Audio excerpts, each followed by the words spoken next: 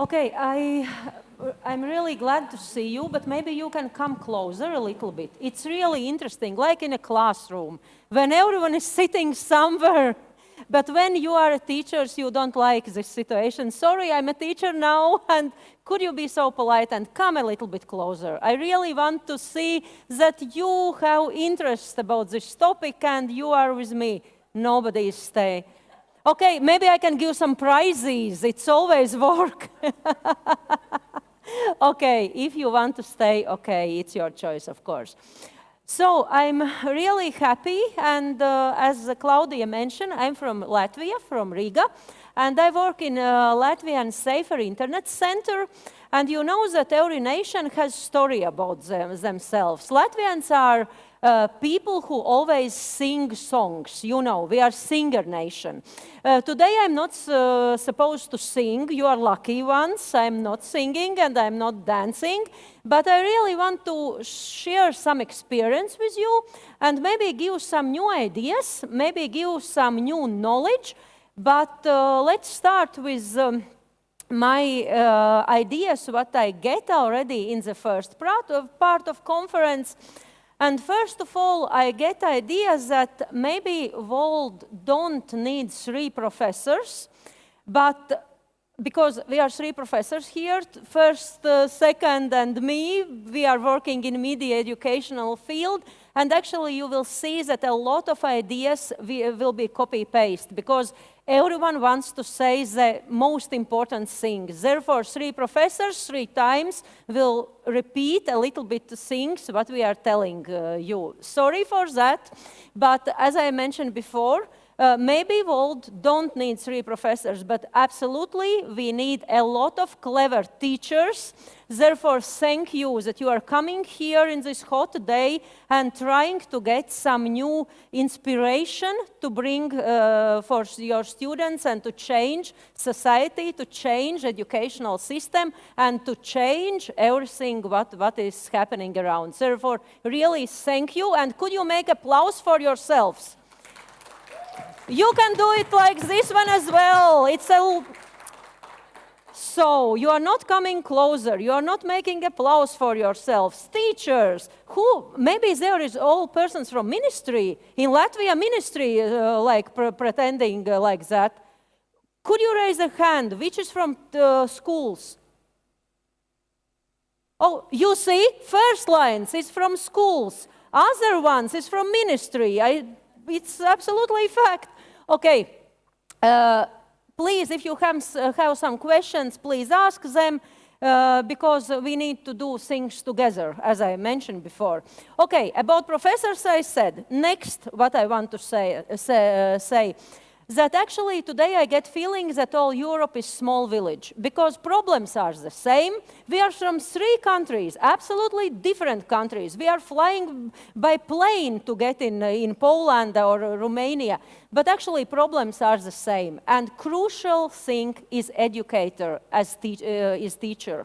And we need to think how to help you, and what I'm telling today will be about support. How we can help you to bring media education in real life. Because we can sit and drink coffee hour by hour and think about theories and approaches and how important they are, but actually you are in class and you are the most important persons. Therefore, let's start. I will try to show how we can help to do things better. So. I will, as Claudia mentioned before, I will speak about 2 topics, about media literacy and about what we in this project offer to education, for educational field. And actually why we are doing that? Because we saw a problem. Media education is not very high in our countries. We have some crucial problems, but we can solve, of course. And as we have very high problem-solving skills nowadays, you know that it's transversal competence in each educational field. We are trying to teach how to solve all problems. We are the best students, of course, of this topic. Therefore, we saw problem, media literacy, we need to do something, and we get some solutions. And I will speak about them. So, you already saw it before. It's media literacy index, and I'm not saying that Latvia is best one, of course. You can see it by yourselves. Your countries is a little bit not so good taking not so good places, but don't worry about that. We are good, all of us are good, of course. But actually, when we speak about media literacy, my brightest association is that, and it's unfortunately like that, that media literacy is not like a husband who is coming every evening home or supposed to do that. It's not like a husband. It's like a fireman.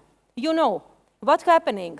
It's firemen, we can't see firemen on streets, we can't every day pay some attention to them, but when fire starts, first person who we calling is fireman. Are you agree with that? Media literacy like fireman, not like a husband.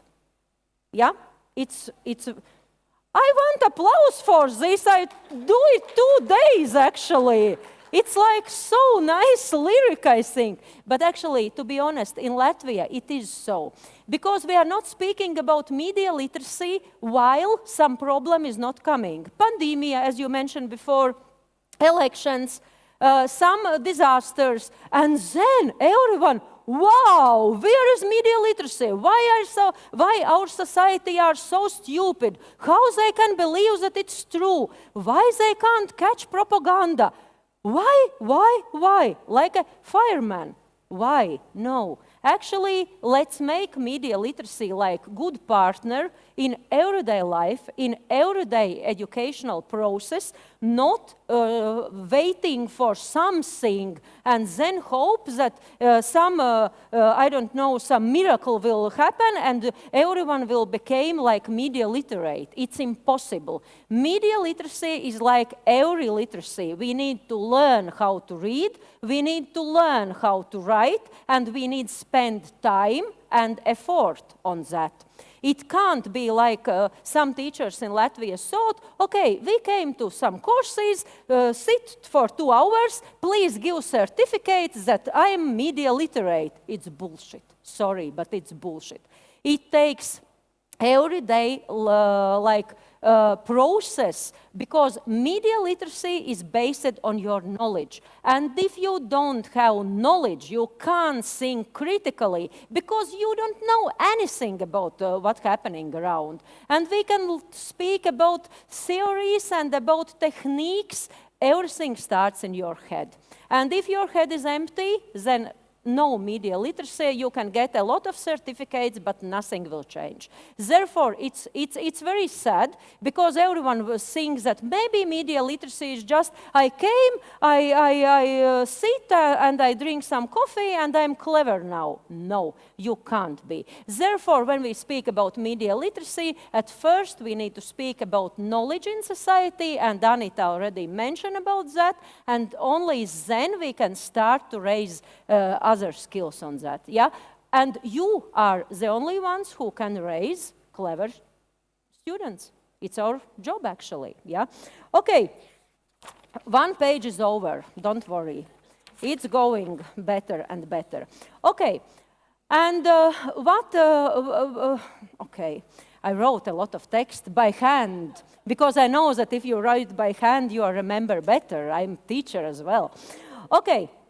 And where is the problem? Problem is that if we are doing things just like piloting, when problem comes, we in Latvia, for example, we get some money from donors, who is saying, okay, you need a society which is more clever, which has media literacy in higher level. Okay, we will give you some money, let's do something. And what we do, as you mentioned before, we work and make some new materials, some 3 courses, something else. But actually, it's not enough. State must have a system. Teachers must have must get support and must get attention from all society. Not society is saying, okay, let's make students who are media literate. No, we can't do that. Because we need time, we need support, and we need system, whole system. It's not about 1 book, or it's not about 2 courses, or it's not about more money. It's about system. And system in Latvia don't exist. I don't know how it's in your countries, but in Latvia, system is still like, okay, who must be responsible? Maybe this ministry, maybe that ministry. Okay, maybe we need to put in learning curriculum. Oh no, maybe it's too hard. Maybe put some other topics. It's all the time chaos. And in chaos, we can't make big ideas. Sorry, but it's true. Okay, it's bad part. No, I will start with better parts, of course. This website, makeitclear.edu.pl, sorry for my pronunciation, is like a resource, and we hope that this resource will help you. What we made, actually, we make a lot of materials, absolutely different materials. I will explain you what kind. Claudia in the morning part already mentioned some of them, but actually I'm very sad that we can't open this digital resource like books when we are opening. We are taking scissors and red ribbon and we are like cutting and everyone is making applause. Therefore, once more, can we open digital resources with applause? Please. Whew, it's okay. Next time we will write project with printed materials because I really like this cutting process. No, just look and pretend that it's celebration now and champagne is coming and something like that. But actually, yes, we are opening this material, this resource now, and you already tomorrow morning can work with your students with these materials. Yeah, you're happy ones. I'm spent one year to make them. Now it's your turn to use them. It's like a role, making different roles now, yeah?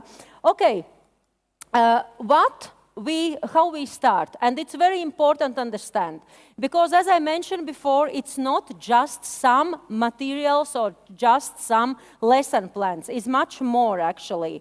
What we try to do, actually, we start with our approach to try define what media literacy is now, at the moment. Because you know history of media literacy, it's changing. 20 years ago, media literacy was just about protection. Just protect children from TV because there is degradation and bad things and bad content, etc., etc. Now we look at on media literacy absolutely different. We understand that we live in mediated world and we need this media literacy as main tools to empower us to live in this society. Empowering. From protection to empowering. Absolutely different approach. And it's not just some skills, some knowledge, some attitudes. It's about how to live qualitative, how to reach your goals, how to be happy here. Yeah, not feeling like, oh, new technologies, I feel lost in this world, I don't know how to survive. No, you are free person in mediated world, and you need media literacy for that. Therefore, it's very important to put in curriculum. And not just a topic to speak about media, but learn how to live together with this media content and to understand how it's influenced you, to understand how you can do things better using this information, etc., etc. Therefore, at first, I really ask you in your head, try to define what is media literacy for you. Because sometimes we think that it's just disinformation or just some, I don't know, critical thinking or just some other skills. No, it's very hard, actually, approach with a lot of elements inside of that. Okay. And one more very important thing is that we need to understand that media literacy is not alone. It's a family of literacies who is making you media literate. The most important family members are digital literacy, of course, and it's not the same like media literacy, because in Latvia, we sometimes make chaos with terms as well. We are using digital literacy, meaning media literacy, or vice versa, yeah? Therefore, what is going together? It's media literacy, digital literacy, and informational literacy. And UNESCO supposed and use, and the Europe Commission as well, start to use this media and information literacy MIL. It means that all family 3 literacies is going together. Why? Because we can't focus only on one. Because nowadays we need a lot of literacies, like business literacy, financial literacy, etc., etc. And we can't speak just about one part of that. Okay, next, what areas actually include media literacy? And it's very important because to base on that, we try to build our educational resource. It's creativity. It's absolutely important part of media literacy because you are every human is creative, and media gives you possibility. I don't know, you have nicest cat, you can make photo and be famous in one second because you are creative and your cat is beautiful, and you use media and become a most famous person in Riga, for example. Next one, critical thinking. We mentioned it before. It's very important part, and it's critical thinking everywhere. It's not question about just about the digital world. You must think critically here. You must understand what to do, how to recognize good content. It's in real life as well. Next one, intercultural dialogue. Of course, because media literacy is very connected with hate speech, with understanding other cultures, understanding other values, and trying to use to this new world that everything is changing all the time. Then media use, it's of course about how to search, find, and navigate media content, and participation and interaction. It's very important because we are not like sitting in sofa and media content is coming to us. We are interacting. Much more social media gives opportunity to interact, to say, no, I'm not voting for that. No, my comment to this news is so that and that. Therefore, participation and interaction, it's something new in media world. When TV was, we just sit in sofa and saying bullshit, they are ugly, they are doing some things. But actually now we can interact. It's our content. We are making content in media. So, and last from theory, it was about fields where you can see this media literacy. But when we look at your head and when you think what's happening in your student's head, you must think about 4 very important dimensions, and it's crucial. And I will explain why. Usually we think just about cognitive dimension. We think, okay, we will tell students that don't trust to every resource. They can be false, or some propaganda might be here. Cognitive is just one part of media literacy in your head, just one. Because there is emotional dimension, the same importance as knowledge. Why? Because media influence your feelings. Media influence how you, what you think, how emotional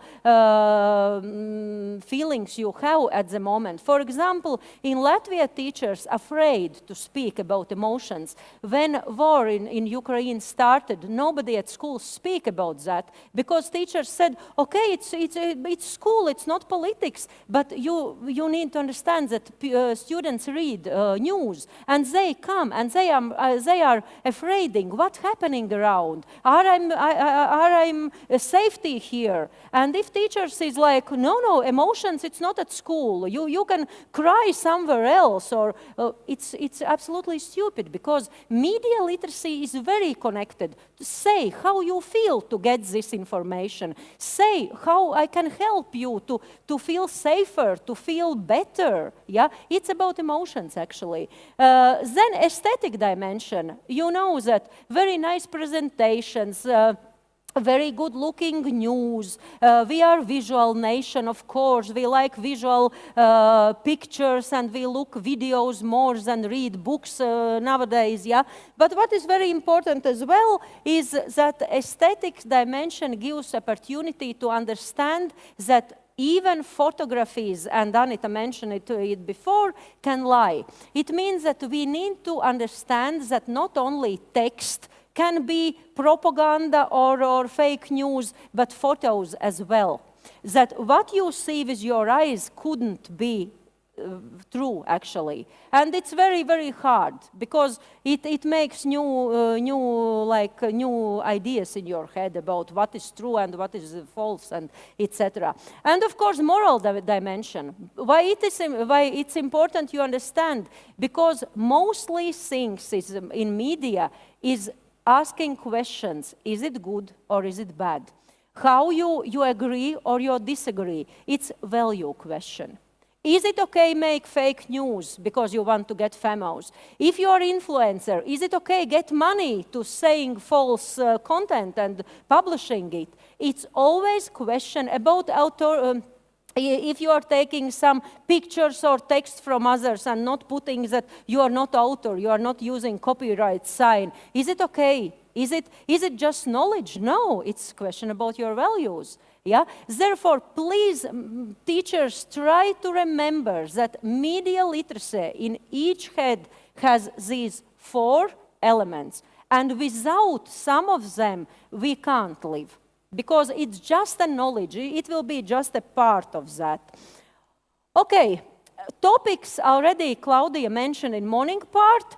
But what we try to do, we get 8 topics in this resource. We define these 8 topics, and of course we took it from theories. We are reading a lot of books. I have my PhD in media literacy, therefore I'm a very clever person, be absolutely sure. I'm joking, I try to get some attention for them.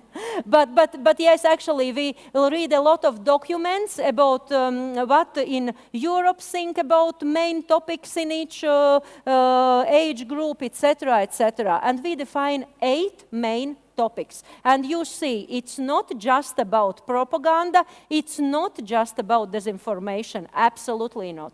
Because it's just one part of media literacy. Here is whole, like circle, and topics what we need to work with. What was the next steps?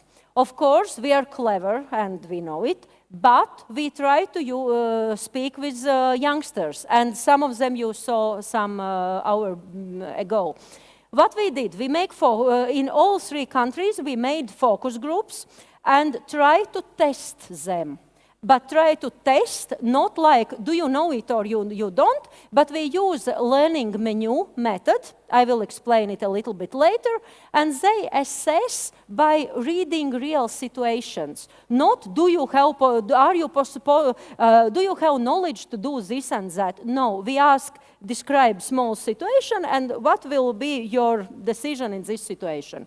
It's a little bit deeper research. And what we get from all 3 countries, here you can see, and it's surprising, and thanks to God that youngsters is not here anymore, and we can be honest, but what is very interesting, lowest topic was civic attitude. They don't know absolutely how use digital things for civic engagement. And best one is distinguish facts from opinions. It means that they think that they can understand where is false information and where it's true. Maybe it's already a result of our media education, maybe. But I'm not very sure that these results are real. I think they pretend, or sometimes they want to think that they can understand where is facts, where is false information. But you see results. And why we did that? Because we want to test topics and understand where we need to put biggest effort to making content for these topics. Yeah. Okay. What we did? We use active learning methods, only active learning methods. We use in innovative pedagogy a lot of methods from innovative pedagogy, and we use gamification elements as well. Everything which is very stylish now in each country. Yeah? Therefore, material is really good. It's not old school. It's really good. Okay, what we did? We make a lot of modules. You see, we make menu for teachers. I will show it 1 minute later. And we make board game. All this together make this educational resource. Yeah, and you see that you can take what you want because material is really very. If it will be book, it takes 200 pages actually because we print it out and it's very huge material actually. But it's digital, therefore it's easy to use it. Modules. First 8 modules was 11-13. And what we use, we start with text, and text we take from reality. Texts, all these 8 texts is taking, we take them from reality, from situations where somebody in this age gets some danger because of private data sharing or something like that. Yeah? We use real situations. Why? Because we don't want to make some okay, you don't pretend like this one, it's bad. No, kids are telling their own stories. It's much more interesting for kids by themselves. And in each module, after text, you see small text. Text is short because teenagers don't want to read anything. Therefore, we are giving just one screen, just read and work on that. And after each text, there is a lot of digital tasks. And tasks is not like only test with ABC. It's very different. You need to understand what definitions means and to find words, etc., etc. And of course, we are giving ideas how to work with this material. For 14-17, it's absolutely different approach. What we use, we start with definitions and why this topic is important, and then we give 3 possible endings. You know these TV shows where you can vote for how this love story will end, yeah? We will use the same method. We write 3 endings of each story, of each situation, and you can choose how you want to pretend, and then you can look how it will be end if you will choose this way. And it's very, very interesting because we make it together with teenagers and they said, okay, we really want to know what's happening if I choose different way. It's like algorithmical thinking actually. Yeah? They start to think that your choices at the moment makes your life in the future, and it's important. You see, and all stories are with pictures and it's very nice looking, and thanks NASK for doing that. And of course, after these endings, you have a lot of tasks and you can work with them. Next one, teachers get learning menus. Do you know this method? Do you use it? Learning menus. You know it. Thank you. Thank you. One person knows how to work with them. Great.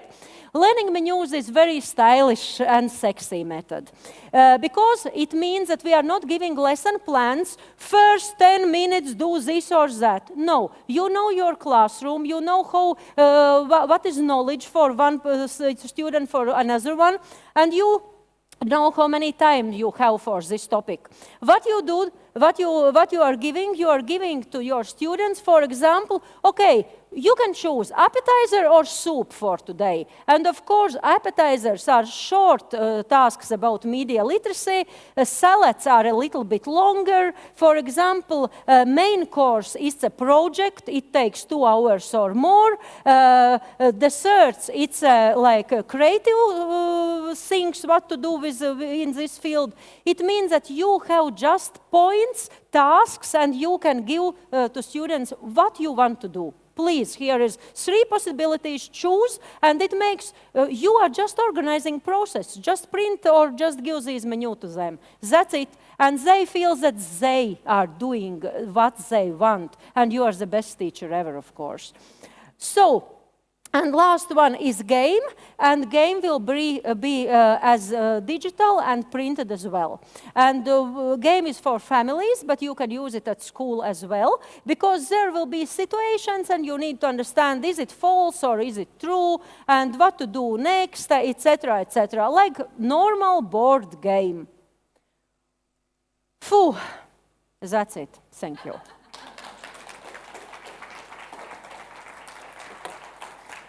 So maybe you have some questions. Yeah. Sorry, could you be a little bit louder?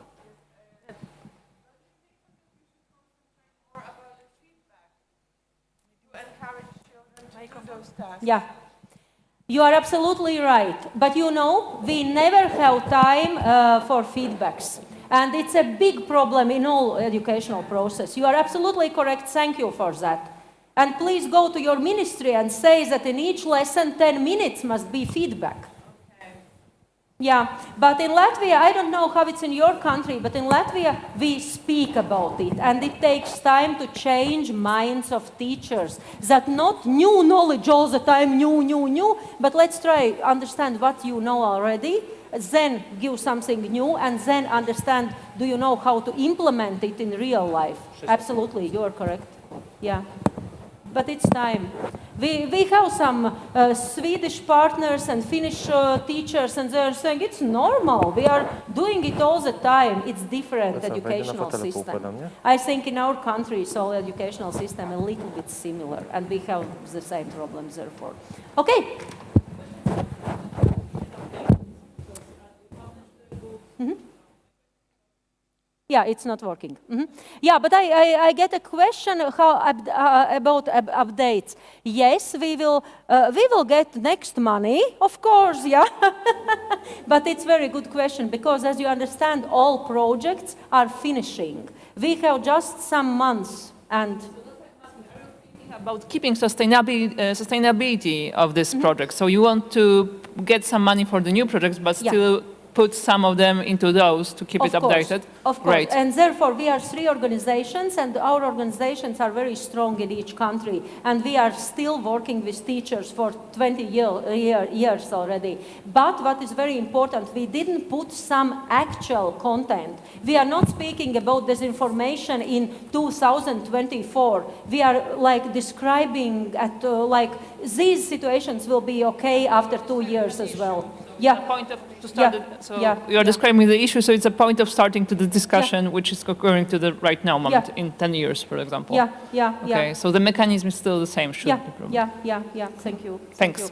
Okay, one more question. Okay, then I'm inviting teachers. Oh no, Claudia is invited. Sorry, Claudia, it's your job. Sorry.